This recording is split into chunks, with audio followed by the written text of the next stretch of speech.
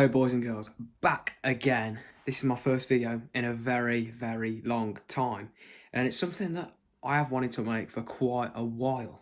Alright, I know this coronavirus pandemic's going on, which is absolutely awful and trash, and it's so crap they're all staying at home, but it's for the better because we don't want more people getting infected, we don't want more deaths. Remember, stay at home. So today, the video that we're doing is going to be why I support West Bromwich Albion and my story throughout the years. So, where do we begin? 2004. I've just been born at George Eliot Hospital, and the first thing my dad gets me, this is before I've even picked a team to support, the first thing my dad bombs over and buys me is this little thing. 2003-04 season, West Bromwich Albion kit. What a season. Great escape from the relegation zone to keep us up in the top flight. So I was rocking around in my little baggy T-Mobile top, you know, as you do. Lovely, chillaxed little baby. I just need to quickly go and find the picture. So here we go. This is me, age 0, just after I was born. So there you go, me and my mum, me and my T-Mobile kit. Loving that. So that's before I even decided which team I supported. So, a few years went by. My dad's still buying me these baggies tops. Look, Kirk, number 4 years old, you know, as you do, running around playing football. Happy little lad. Didn't even realise how awful we were doing at that time. I think we were relegation zone in the Premier League, 20th place, you know. And this is when my little head changed a few years later, and I'm admitting this on camera, I switched over to the dark side.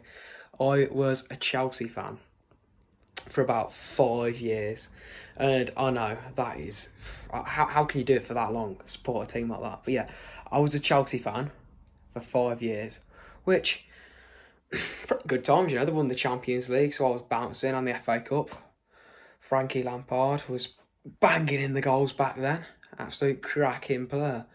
So we went to London one day, went on a stadium tour, and I was a Chelsea fan. I was pretty certain of what I supported.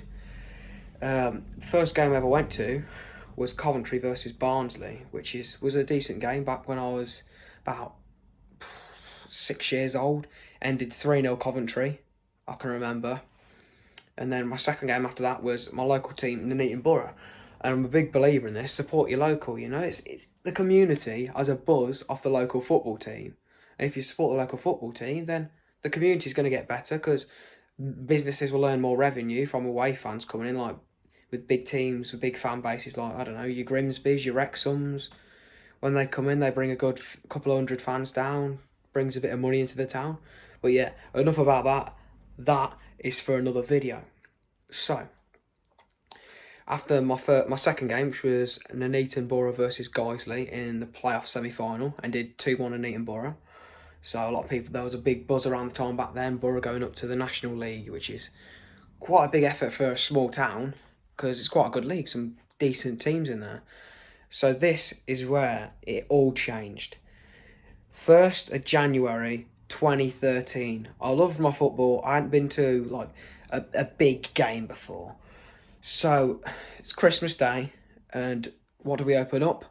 West Brom versus Fulham tickets at the Hawthorns, which is a big game of the season. We were doing quite well that year. We had Lukaku banging in the goals. So went this game. As I walked in that stadium, I felt the buzz straight away. I felt like I was home. It was just overwhelming warmth for me. So to be fair, it was just like the whole atmosphere, the experience, just being there. The game was pretty dead. Lost 2-1. Berbatov scored 2. Decent player, but he was a bit lazy from time to time. But yeah, as I said, lost 2-1. I missed the goal as well because I was going to get a hot dog because back then I was a little fat boy. But yeah, we lost 2-1. Berbatov with 2. Lukaku scored for us. Back in the day, you know. And then, this is when it all clicked to me. that warm feeling. I never felt it at the bridge. When I went to Stamford Bridge, it was just like, oh yeah, it's Chelsea. Yeah, I'm here. Even when in the changing rooms and I felt nothing. But at the Hawthorns, it's just the warmth, the buzz, the passion. Like, it hit me straight away. And plus, my dad, he's a character. He's a great guy, you know. So, from that day on, I was like, I want to be a West Brom fan. And had many fallouts from my dads. My dads? I haven't got dads. My dad, I mean, over games and performances and how bad we were doing at the time. So, yeah, that's why I support West Brom, because the warmth, the emotion, the passion just runs through the club. And with my dad supporting them as well, it's in the family, you know. To be fair, my dad was a bit of a glory hunter. He only supported them because they were doing well in the 70s, but they're my team. And how it works, I think, is like, you either support your local or support the team your dad supports. And I don't feel the same buzz at Nuneaton Borough as I do a West Brom match. A West Brom match, I just feel like just passionate for the team and just getting a win. It's just like your main focus. You got to get a win and cheer on the lads and chant and stuff.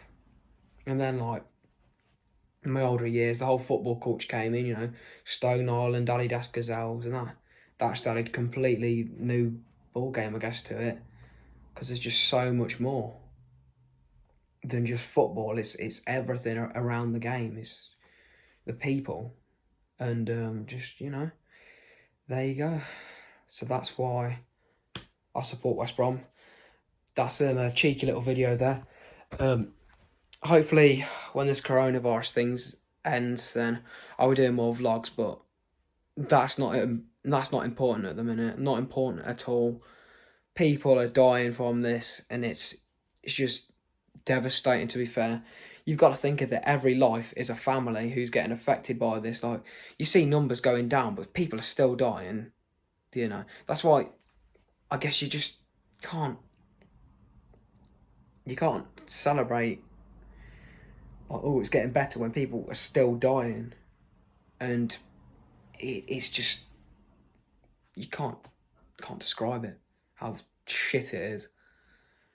So yeah, stay indoors, stay safe, don't do any meetups, stick with the people you live with, you know, play Xbox, watch Netflix, try and keep fit, do some home workouts, go on a cheeky run now and then, and stay safe. Thank you for watching. This is the first video I've done in a long time. I hope you've enjoyed it. Peace.